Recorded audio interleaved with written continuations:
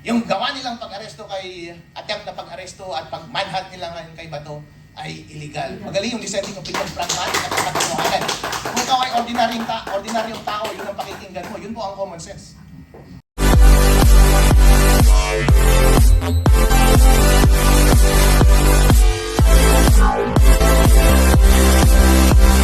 Ante-order.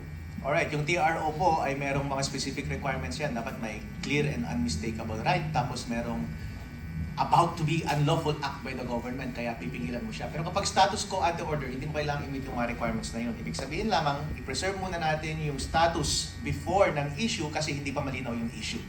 On that question, tama yung dissenting opinion ni Justice Javier. Tandaan po natin, ang question lamang na rin-resolve ng Supreme Court ay whether or not i-issue yung TRO and status quo ante order. Hindi niya rin-resolve yung main issue na pwede bang ma-aresto si Bato nang hindi dumadaan yung warrant from the ICC sa local courts. Hindi sinagot ng Supreme Court yun. Pero ang sinagot niya lamang ay dapat bang pigilan yung pag-serve ng warrant ng ICC na hindi ngayon ng government na hindi dumadaan sa korte. Magkaiba po yun. So, kayo na po ang mag-decide. Tatlo po yung main features and tema na linabas na decision ng Supreme Court. Meron po dun sa main decision, merong separate opinion ni Justice Leonen at merong dissenting opinion ni Justice Javier.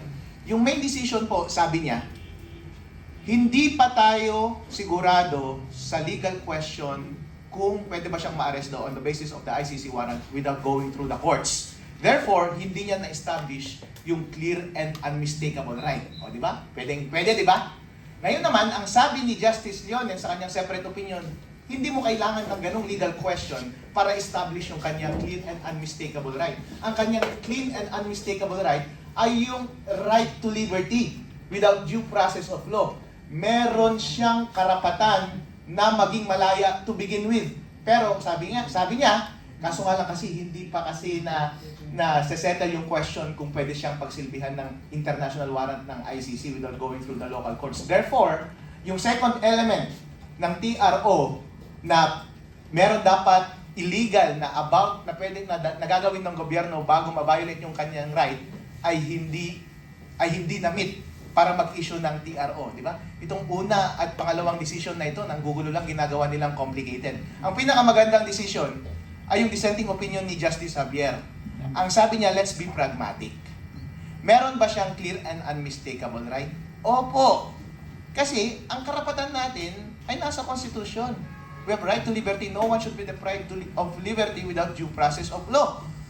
Tapos sabi niya, kapag inaresto niyo yung tao na yan, diretso na yan sa Hague, tulad ng ginawa nila kay Rodrigo Duterte. Therefore, yung sinasabi ng main decision at separate opinion ni Leonen, na okay lang ma-aresto muna habang hindi pa tayo sure, pwede ka naman mag-habeas corpus. Mutin, academic na yon yung habeas corpus kapag nasa Hague na. Kasi ang habeas corpus, ang inuutusan yung gobyerno habang hawak mo yung tao, produce the body. Kapag nasa Hague na, hindi na gobyerno ang may hawak nun . You cannot produce the body anymore. Therefore, let's be pragmatic, maging practical tayo.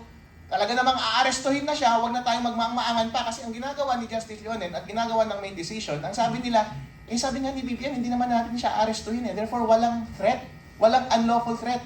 Hello! Nung inisyo nga yung TRO, malinaw na malinaw yung threat, aarestuhin na nga daw . Pagka-aresto, diretso sa Hague. Therefore, merong violation ng kanyang right to liberty. Tandaan po natin, may karapatan siyang maging malaya.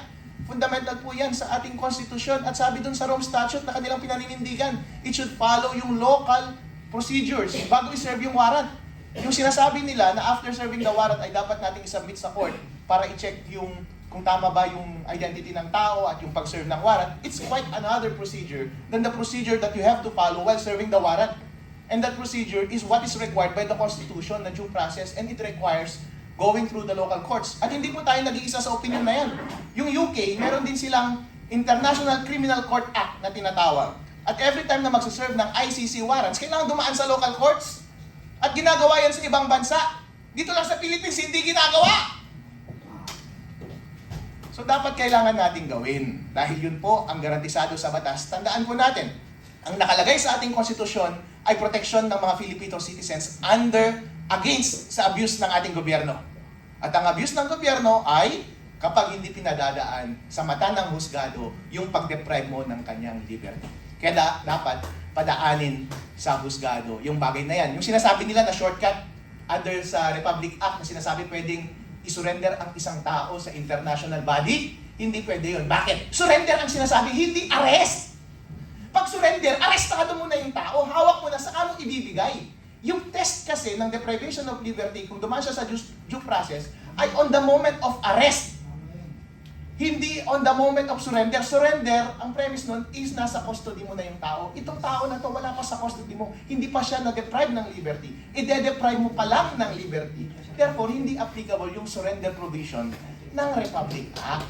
Unconstitutional yun kapag i-apply mo doon sa arrest. Tingnan po natin.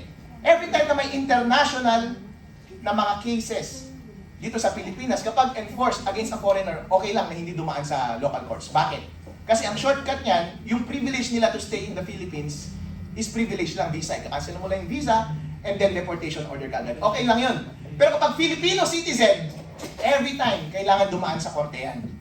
Kasi yung karapatan ng Filipino citizen, ng due process, gamit ang korte, ay naka-enshrine yan sa constitution natin para hindi tayo maabuso ng ating gobyerno. Parati po yan ginagawa sa lahat ng jurisdiction sa buong mundo. Yun po, tingnan nyo po yung practical na implication na ito. Kapag merong foreign, di ba, sabi nila, hindi naman foreign court eh. Ina-admit nyo nga na foreign court, kaya nga ini-invoke ninyo yung Republic Act na pwedeng isurrender sa foreign court, hindi ba? So ina-admit nyo na foreign court.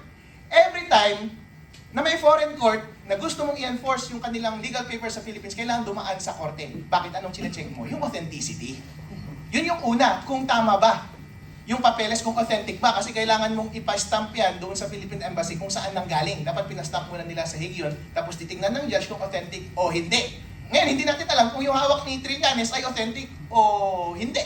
Kasi dapat ang judge lamang ang makakakita. Ginagawa po yan sa mga extradition cases, ginagawa rin yan sa mga batas ng ibang bansa. As a matter of fact, kahit sabihin nilang hindi na natin kailangan ulitin pa yung probable cause determination ng ICC dito sa Pilipinas, oo, hindi natin kailangan ulitin pa yung probable cause determination kung assuming na tama yung jurisdiction nila. Pero at any rate, in the minimum, kailangan mong i-check yung authenticity ng document.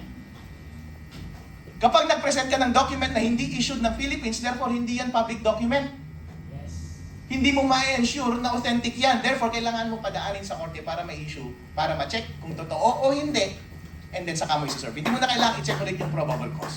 Therefore, yung gawa nilang pag-aresto kay, attempt na pag-aresto at pag-manhunt nila ngayon kay Bato ay illegal. Magaling yung dissenting opinion, pragmatic at katotohanan. Kung ikaw ay ordinaryong tao, yun ang pakikinggan mo. Yun po ang common sense. Very good, Panyero. And in fact, yun din nga, ako, on a personal note, I also agree dun sa dissenting opinion ni Justice Amy Javier Lazaro. Kasi for me, ang pinaka-importanting issue dito sa akin is sovereignty, no? Protektahan natin ang ating kapwa Pilipino. Anuman ang batas ng iba, unahin muna natin ang ating kapwa Pilipino na maprotektahan. Ngayon, Attorney Harold, sa konsepto ng the incorporation clause daw, no, na automatically incorporated na daw yung mga provisions ng Rome Statute sa ating batas. What is your comment about this? And therefore, pwede nang i-bypass itong mga legal processes natin dito sa Pilipinas. Sabi lang sa ating konstitusyon ay lahat ng ating international obligations, international treaties are part of the law of the land. Pero you cannot deny the fact na it's still a foreign court. Ganon din naman sa ating pag-recognize ng mga foreign jurisdictions. Kasama rin naman sa ating international practice na i-recognize yung kanilang mga issuances. Pero hindi ibig sabihin na kailangan mo nang i-undermine yung mga measures na nasa constitution natin para protektahan ang mga individual liberties ng ating citizens against the abuse of the government. Hindi po yun pwede. Kaya in fact, kapag merong conflict between a law and the Constitution, yung Constitution ang masusunod. And tandaan natin, kahit international treaty pa yan at supranational body yan, ang katapat lang yan ay law. Hindi siya Constitution. Hindi niya pwedeng itrample ang ating Constitution. So kapag sinasabi ng Constitution na malaya ka unless dumaan sa korte, ang determination ng pagtanggal ng iyong kalayaan, hindi ka pwedeng arestuhin. Kalding, di ba? May pag-asa ang Pilipinas kapag ganyan ang boses ng kabataan. Sabihin ko na, aminin ko na kasi senior na ako, no? Attorney Harold, ito bang usapin natin ngayon ay purely legal o politically motivated na rin po? Ay sobrang political ng ICC na yan, Wisit. Ang Amerika nga, kontra sa ICC eh. Meron silang tinatawag na Hague Invasion Act. Ayaw nilang magpa-aresto ang kahit na sinong American citizen laban sa ICC dahil alam nilang napaka-politika ng ICC na yan. Kapag meron silang inaresto na American citizen, gegerahin nila ang Netherlands. Dapat meron din tayong ganun eh. At ganun din yung Israel, si Benjamin Netanyahu. Merong warrant of arrest mula sa ICC, di ba? At ganun din, ginagamit po nila yan para ipitin ang mga kalaban sa politika. Huwag po natin pabayaan na ipipag natin ang ating sovereignty sa kanila. What can you say about the actions also of Russia? Ano po ang aksyon ng Russia? Okay yan. Nag-issue na sila ng warrant of arrest. Nag-issue ng warrant of arrest laban sa ICC. Wow! Okay ah! Against one of the prosecutors and I think 18 judges of the ICC. What can you say about it, Paul? Oh, very good. Dahil po ang sovereignty reside with the people.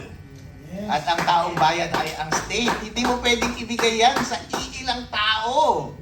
Nabayaran na nasa ICC naman. Meron namang mga statement na binabayaran sila eh, mga korap sila eh. At doon nga sa Amerika, hindi nga pinapatuloy eh. At saka nako-confiscate nga yung mga assets nila sa Amerika, yung mga husgado doon. Therefore, yung integrity nila ay questionable.